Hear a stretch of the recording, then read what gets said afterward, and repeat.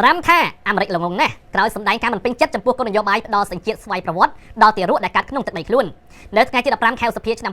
2025លោកប្រធានាធិបតីដូណាល់ត្រាំបានបោះពាក្យសម្ដីនៅលើថ្នាលបណ្ដាញសង្គម Truth Social ថាសហរដ្ឋអាមេរិកជាប្រទេសដ៏ល្ងងខ្លៅបន្ទាប់ពីលោកបានបង្ហាញពីការមិនពេញចិត្តជាខ្លាំងចំពោះគោលនយោបាយផ្ដោតសញ្ជាតិស្វ័យប្រវត្តិដល់ទារកចាប់កំណើតក្នុងទឹកដីអាមេរិកប្រពន្ធពីសារព័ត៌មាន Uniland បានបន្តថាលោកត្រាំមានការថ្នាំងថ្នាក់ចិត្តចំពោះវិសោធនកម្មទី14នៃរដ្ឋធម្មនុញ្ញរបស់សហរដ្ឋអាមេរិកដែលបានបង្កើតគោលនយោបាយថាអ្នកណាម្នាក់ដែលកើតនៅក្នុងប្រទេសនេះគឺជាពលរដ្ឋអាមេរិកប្រធានាធិបតីរូបនេះបានពោលថាគោលនយោបាយនេះគឺហួសសម័យហើយធ្វើឲ្យបុគ្គលដែលស្វែងរកឱកាសទទួលបានសញ្ជាតិនោះកេងចំណេញតាមរូបភាពដូចជាការចូលមកទឹកដីអាមេរិកជាបណ្ដោះអាសន្នជាដើមលោកត្រាំបានអះអាងថាការអនុវត្តយ៉ាងដូចនេះធ្វើឲ្យគេមើលមកជនជាតិអាមេរិកដូចជាមនុស្សល្ងងហើយបានអះអាងថាសហរដ្ឋអាមេរិកគឺជាប្រទេសតែមួយគត់ដែលអនុញ្ញាតឲ្យមានគោលនយោបាយបែបនេះដែលគាត់ជឿថាផ្ដល់ផលប្រយោជន៍យ៉ាងច្រើនដល់ក្រុមជនល្មើសដូចជាក្រុមជួញដូរគ្រឿងញៀនកាតែលជាដើមដូច្នេះធ្វើឲ្យប៉ះពាល់ដល់បូរណភាពជាតិសេចក្តីថ្លែងការណ៍នេះបានកើតឡើងនៅពេលដែលតុលាការកំពូលបានពិភាក្សាអំពីនីតិនុកូលភាពនៃបទបញ្ជាប្រតិបត្តិលេខ14160របស់លោកត្រាំដែលបានចុះហត្ថលេខានៅថ្ងៃទី20ខែមករាឆ្នាំ2025បទបញ្ជានេះមានគោលបំណងលុបចោលគោលនយោបាយផ្ដោតសញ្ជាតិអាមេរិកស្វ័យប្រវត្តិ